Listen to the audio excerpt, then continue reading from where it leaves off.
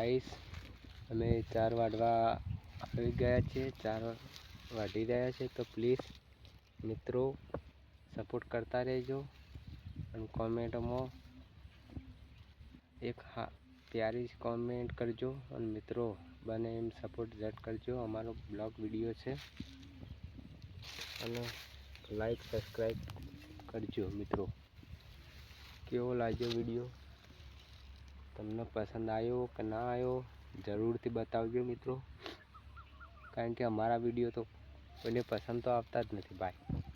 એટલે તમે પૂરો વિડીયો જોઈને સપોર્ટ કરતા રહેજો મિત્રો.